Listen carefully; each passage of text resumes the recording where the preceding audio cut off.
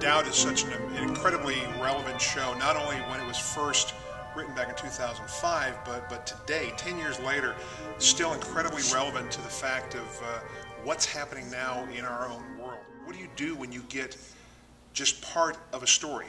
We have a tendency to want to make up and fill in the rest of what we don't know.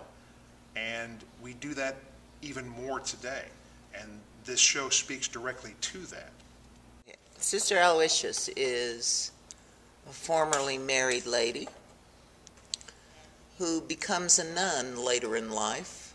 She is promoted through the ranks of the nunnery and becomes principal of a fairly small Bronx Catholic school.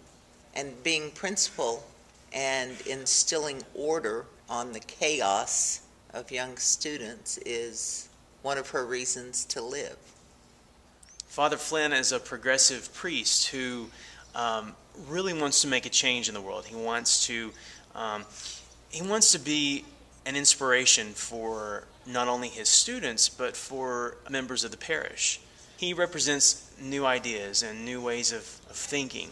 He feels that the church should be a warm, welcoming environment.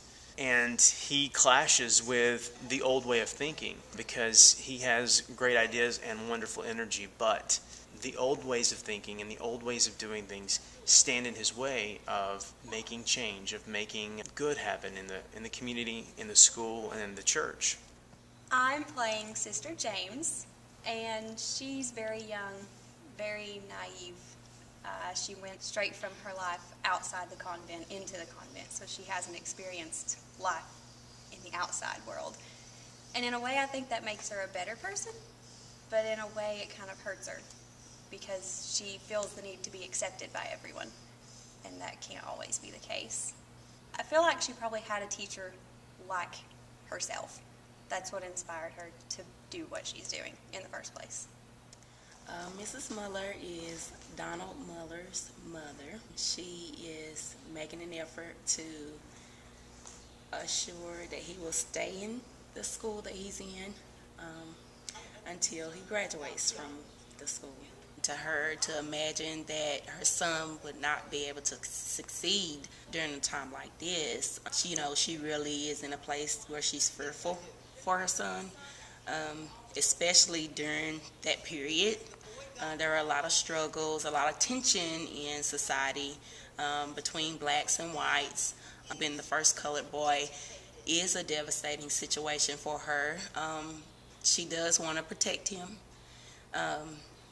and at the same time assure his success in the process as far as just making sure that he does succeed by any means necessary, as far as no matter what she has to do at all costs. And it's unfortunate that her worldview is upset by the advent of this young, vital, bent-on-change priest. And the changes that the priest brings into her school is part of the conflict of the show.